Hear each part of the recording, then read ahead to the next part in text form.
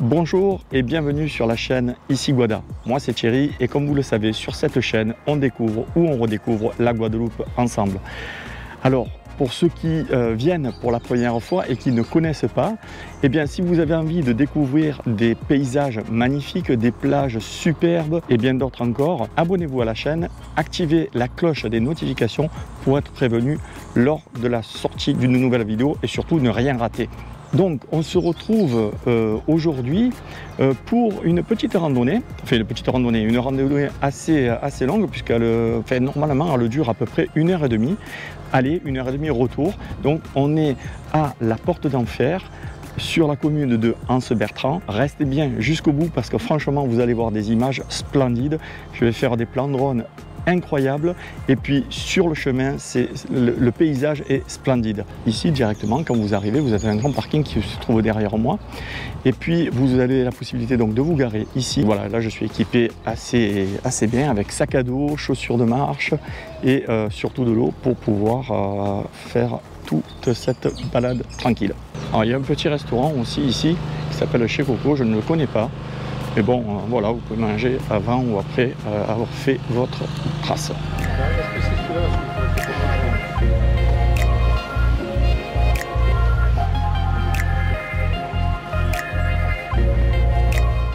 Donc vous avez aussi des carbets pour pouvoir pique-niquer. Vous avez une plage aussi, mais cette plage, bon, malheureusement, elle est souvent sale par les sargasses, donc bof quoi.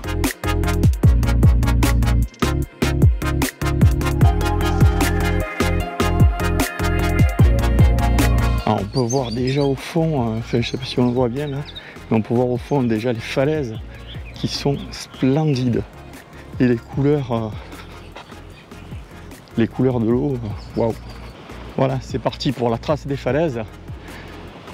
Alors bon, apparemment, nous on est ici et on va aller, je pense, jusque Trou du Souffleur. Alors, il y a une légende sur le trou de Madame Coco. Je vous la raconterai un petit peu plus tard. C'est une petite légende bien sympa. Pourquoi on appelle le trou ou le gouffre de Madame Coco? Alors c'est un sentier qui est balisé. Donc fiez-vous aux balises, hein, les balises jaunes, toujours pareil, il est très jaune. Donc c'est ceux qu'il faut suivre. Et donc voilà. Hein, donc, mais par contre, bon là ça monte un peu. Il n'y a pas trop d'ombre. Il y a quelques endroits où il y a de l'ombre sur le chemin, mais autrement, il n'y en a pas des tonnes. Donc prévoyez un chapeau, des casquettes, de l'eau, hein, toujours. Moi j'ai ma petite bouteille là, comme vous le voyez. Hop. Allez ici. Voilà, dès qu'on arrive au premier point de vue, là, à la première montée, on a ça en tâche de fond. Waouh quoi. Et là, on monte tous ces petits trucs. Alors attention, il y a des croix ici, je ne sais pas si on le voit bien. Ouais, il y a des croix, il ne faut pas les prendre. Il faut prendre les traits comme celui-ci, les traits jaunes. Allez.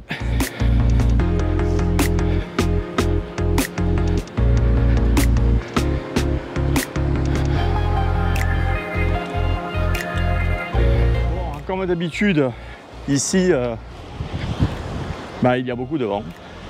C'est normal, hein, on arrive, d'ailleurs on voit les vagues comme elles se fracassent sur les roches en dessous. Il y a énormément de vent, donc c'est pas mal.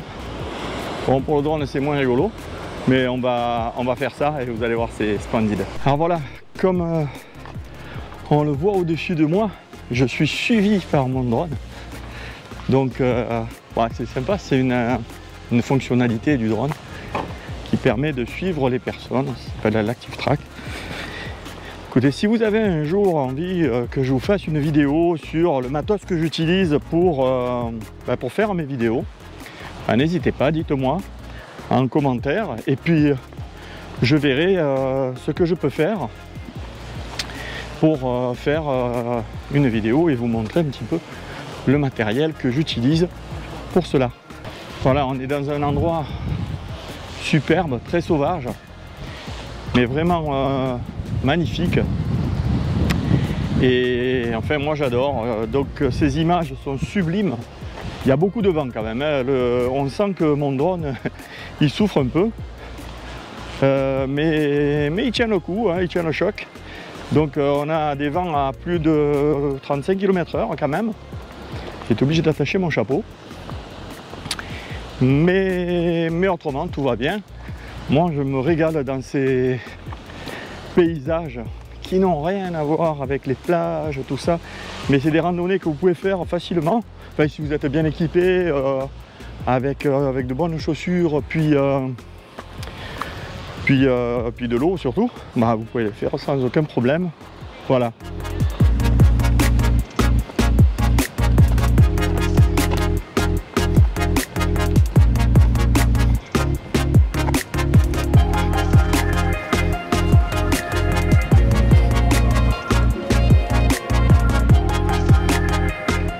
Il y a quelques petits passages ombragés, voilà, comme ici là, qui est bien sympa pour se reposer, pour faire une petite halte boisson, etc. Donc ça fait bien plaisir. Chaque fois que je viens ici, je suis toujours aussi émerveillé. La puissance des éléments ici, c'est impressionnant. Vous voyez ça un peu? Les vagues, comme elles se fracassent contre les rochers, ça creuse la roche. Qu'est-ce que c'est beau!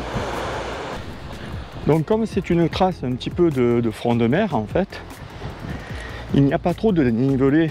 Donc elle n'est pas compliquée, elle est surtout bon, un peu chaotique parce qu'il y a beaucoup de roches au sol. Mais bon, ça va, hein, franchement, ça se pratique très très bien. Là, j'ai croisé des personnes avec un enfant, donc bon, je pense que ça le fait pas mal.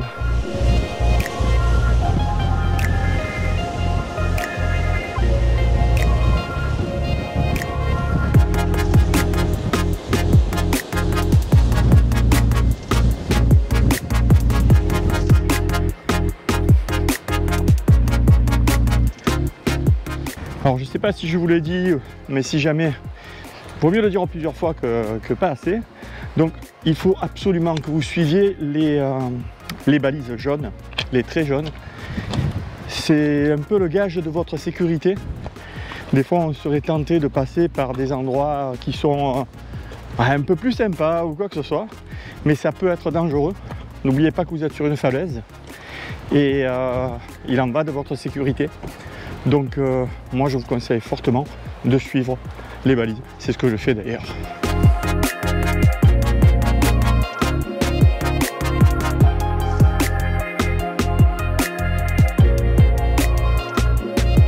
Je vous avais promis de vous raconter la petite légende sur le trou de Madame Coco ou le trou à Man Coco. Donc en fait la légende dit que Man Coco, qui était une sorcière, avait fait un pacte avec le diable pour devenir plus forte que sa rivale, Madame Grandfond. N'ayant pas respecté en fait son pacte, elle se rendit en mer et le diable l'emporta au lieu dit trou à Man Coco. Voilà les légendes de ce lieu en fait un peu emblématique parce que en fait c'est un site incontournable hein. Quand vous venez en Guadeloupe, vous êtes quasiment obligé de venir ici parce que c'est superbe. Vous le voyez autour de vous, autour de moi. En fait la végétation n'a absolument rien à voir avec la Basse-Terre ou autre, et c'est beaucoup plus sec. C'est plat et puis les falaises magnifiques, et puis voilà, donc franchement ça vaut le coup de venir ici.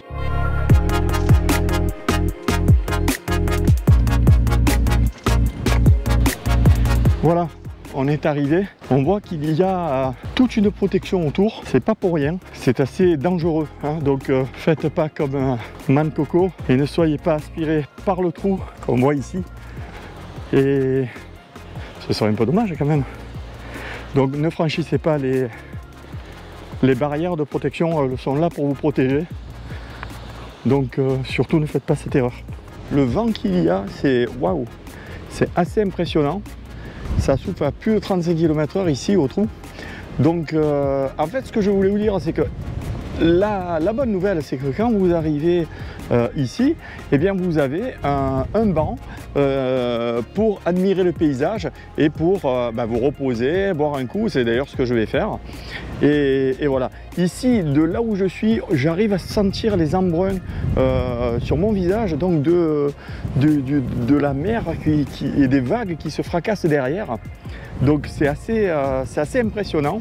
Voilà, cette vidéo arrive à son terme. Encore merci de l'avoir suivi. J'espère que cette vidéo vous aura plu et vous donnera envie surtout de prendre et de venir faire cette petite randonnée bien sympa qui n'est pas très difficile. Si celle-ci vous a plu, n'hésitez pas à mettre un petit pouce bleu et à commenter la vidéo.